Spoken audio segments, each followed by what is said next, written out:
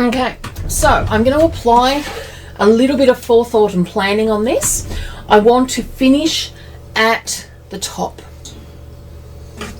because that's where I'm going to put my hanger, and I'm going to make my hanger out of a little bit of leftover as I finish this off. So now the trick is in getting this into that first position, and you are going to lose a little bit of your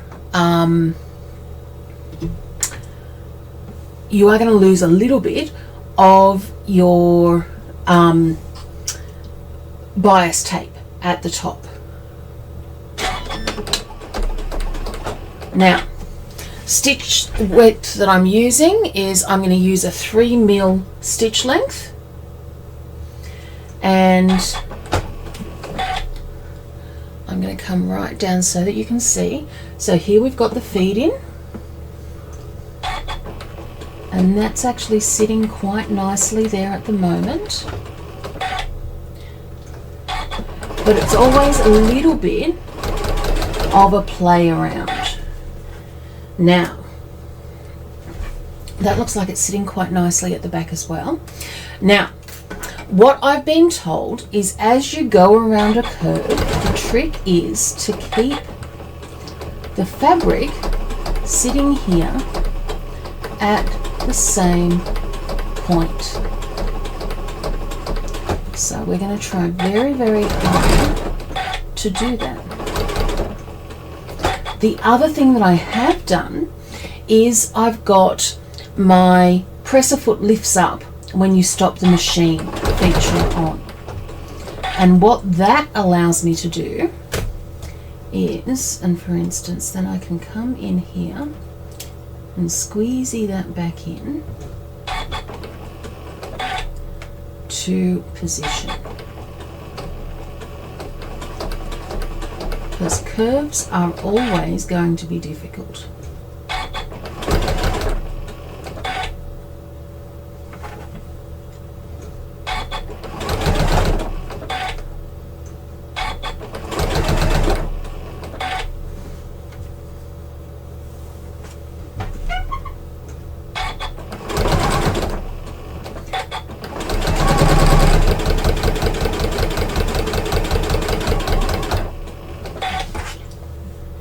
Oh, and I caught both sides of that curve. I am so happy. Let's see if I can repeat it. Now I can see there that I've missed half a stitch off there. And you can see just how far I am off there.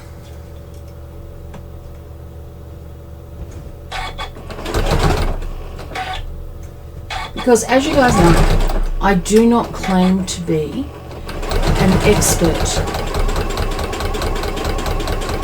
I claim to be a lover of the tools and the techniques. And yeah, I'll show you at the end, but I've missed along the back there. And that's fine. I don't care if I make a mistake, I care if I know how to fix it.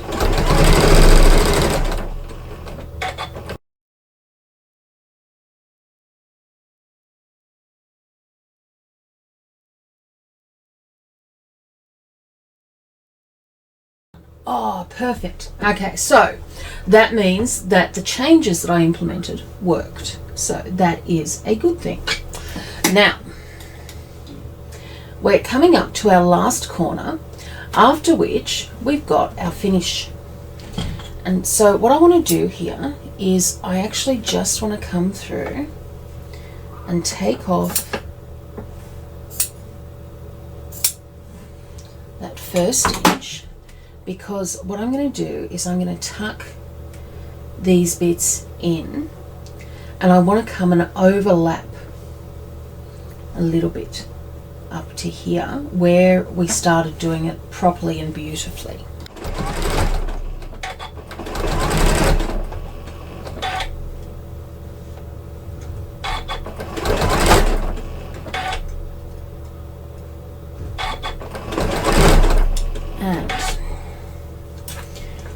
gone underneath there, which I hadn't wanted to do.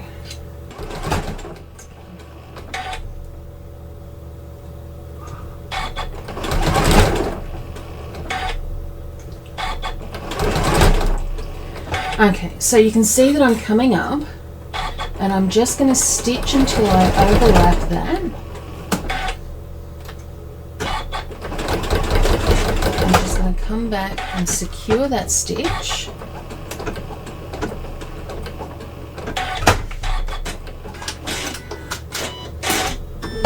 Okay, so now when you pull it out, you've got to pull it from the back, but what you'll see is I've got a beautiful little mug rug here, and I've got my finishing stitches. Now what I'm going to do is cut enough off so that I can make a hook for that.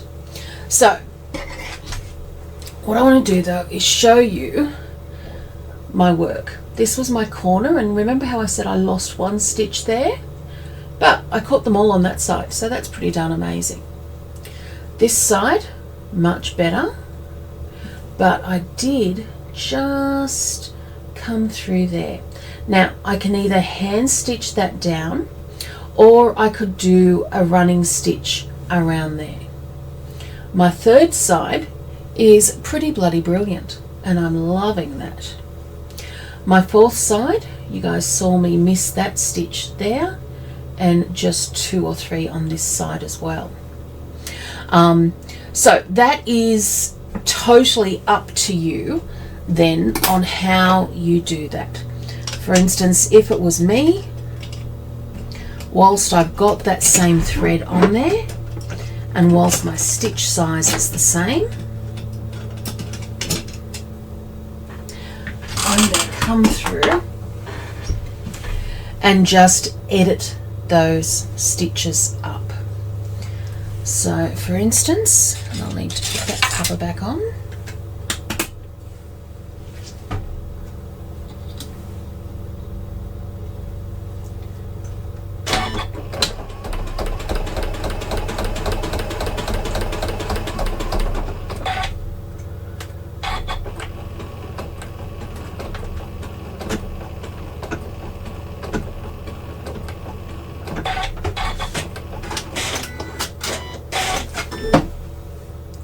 And they all blend in then perfectly, and I've caught both sides then.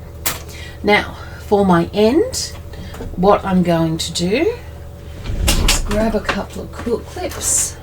So we know we need to turn that down. All I'm then going to do is,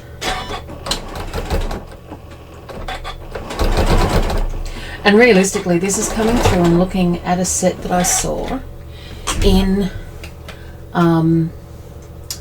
Big W the other day.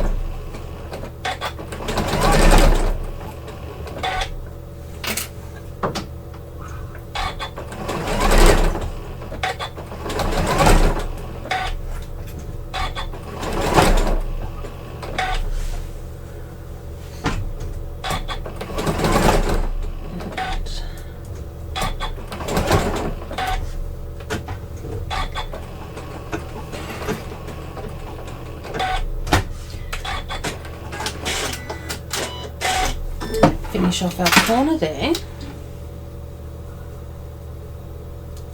and then just come and making sure that it's sitting over that seam there.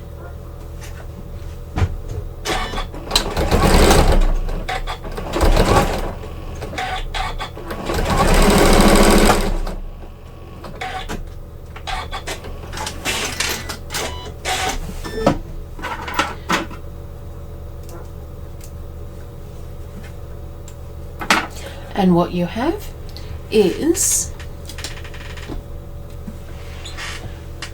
your finished pot holder, all ready for Christmas.